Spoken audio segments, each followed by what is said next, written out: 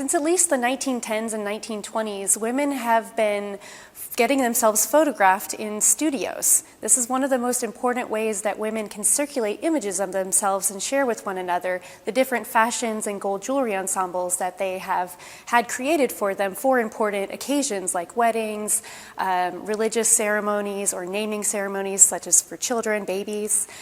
So they have to show how that they have fashioned themselves for each of those events. And again, you can also put those in photographic albums and share with one another, but you would normally, in the early 20th century, go to a studio. So what we have here are some studio portraits from the early 20th century up into about the mid-20th century. On the bottom here, we have ones by famous photographer Seydou Keita. Now he's Malian, but his fashioning, the way he stylized women and their poses, has influenced photographers today, even Alioune Bi, who's also featured in this exhibition.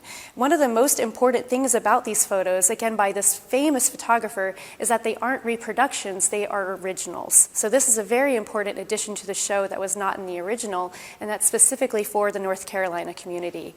One of the super exciting things about it is that the gold jewelry that the women are wearing are all styles that are in this exhibition. So you can see them in real life or in the virtual exhibition, but they've been very lovingly, delicately, and painstakingly filled in by hand. So if you can get really close to these when you're here in person or through this virtual version, you can see how beautifully colored in they are.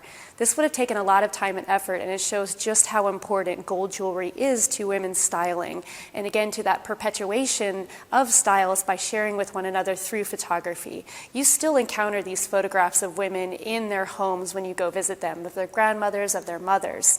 What you see today, however, is much more Instagram-based or Facebook. So that's how you see this perpetuation of style and the naming of styles that women do, so that they can get together and decide what's the most fashionable right now, or get inspiration from one another. One of the other images that I wanted to point out on this wall, so this group of 5 were actually images that were collected by Marion Ashby Johnson. She's the collector that created most of this exhibition's on jewelry that you see here.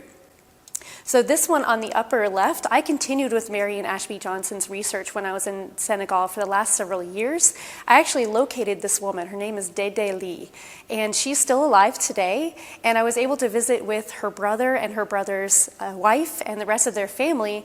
And the earrings that she's wearing, they actually still have in the families. This also shows not only how important it is to have these photographs and to keep them to show your family and your future generations, it's important to keep the jewelry too. And you get it squirreled away in little tins that get pulled out from under the bed or whatever little hidden space the family has. So again, I got to see these actual earrings. They are so heavy. They're very solid. They're very weighty and important and probably expensive. So they are a form of wealth that the family keeps. And they also gave me permission to include this photograph of Dédé Ly in the exhibition.